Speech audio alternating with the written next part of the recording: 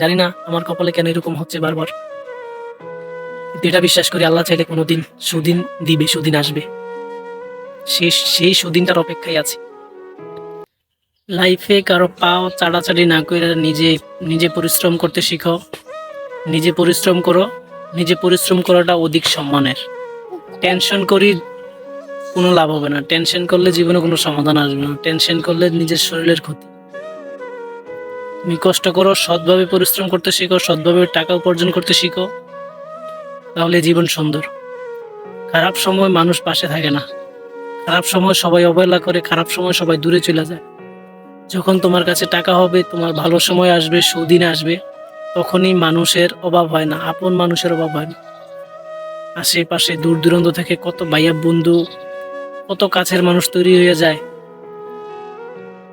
সেটা বুঝতে পারলাম এখন আইসা। জীবনের সবটা শেষ করে এখন আইসা আসলে বুঝতে পারলাম।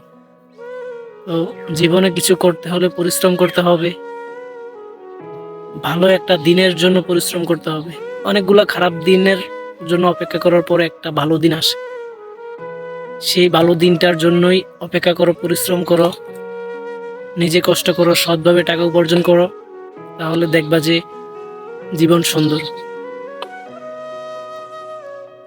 খারাপ সময়ে মানুষে অনেক কিছুই বলবে, অনেক কথাই বলবে, অনেক কথাই বলে, কিন্তু সুদিনে আইসা মানুষ সঙ্গ দিতে আসে। নিজের পকেটে টাকা না থাকলে ভাই বলো, আত্মীয় স্বজন বলো, পাড়া প্রতিবেশী বলো, বাবা মা বলো, সবার কাছেই তুমি অবহেলিত। যখন তুমি যখন তোমার কাছে টাকা থাকবে, তুমি টাকা পয়সা ইনকাম করবা, তোমার কাছে অ্যাভেলেবেল টাকা পয়সা থাকবে, তোমার ভালো দিন আসবে, সুদিন আসবে, তখন দেখবা যে তোমার সবাই তোমার আপন করে নিতেছে, সবাই তোমার আপন করে কাছে টেনে নিতেছে। কিন্তু খারাপ দিনে তোমার সাথে কেউ নাই।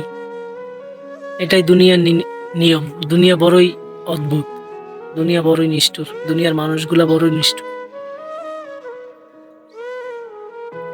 খারাপ সময়ে মানুষ আরো বেশি আঘাত করে, খারাপ সময়ে মানুষ আরো বেশি অবহেলা করে, খারাপ সময় মানুষ বেশি আঘাত দিয়ে কথা বলে। যখন তুমি একটা জিনিসই সবসময় ভাবি, মানুষের খারাপ সময় সবসময় থাকে না, সুদিন আসেই। কিন্তু এই খারাপ দিনটা মানুষ চেনায়, মানুষকে মানুষকে চিনতে শিখায়। এই খারাপ দিনটাই আপনাকে শিখিয়ে দিবে কে আপন কে পর। যা কিছু হচ্ছে হোক, কোনো আফসোস নেই। আল্লাহ যা করে ভালোর জন্যই করে। কিন্তু খারাপ দিনে মানুষ চেনাটা খুবই প্রয়োজন। মানুষের খারাপ সময় সবসময় থাকে না, ভালো দিন কোনো না কোনো দিন আল্লাহ দেয়। আল্লাহই হচ্ছে সর্বশ্রেষ্ঠ পরিকল্পনাকারী। সুতরাং আল্লাহর উপরে কোনো হাত নেই। আল্লাহ খারাপ দিন দিচ্ছে, আবার আল্লাহই ভালো দিন দিবে, এটাই আশা করি।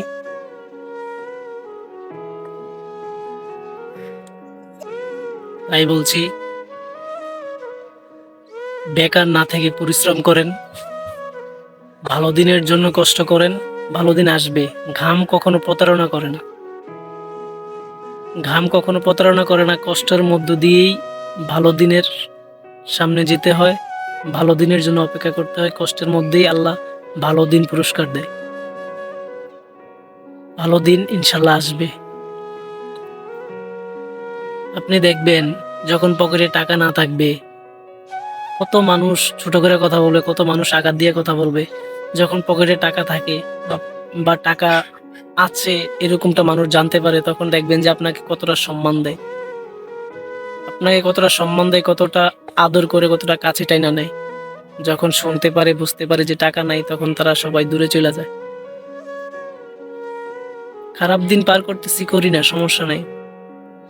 আল্লাহ যেটা করে ভালোর জন্যই করে। জানি না আমার কপালে কেন এরকম হচ্ছে বারবার, কিন্তু এটা বিশ্বাস করি আল্লাহ চাইলে কোনোদিন সুদিন দিবে, সুদিন আসবে। সেই সুদিনটার অপেক্ষায় আছি। কোনো না কোনো একটা দিন আল্লাহ আমাকেও ভালো দিন দিবে, ভালো ভালো একটা দিনের সামনে দাঁড় করাবে।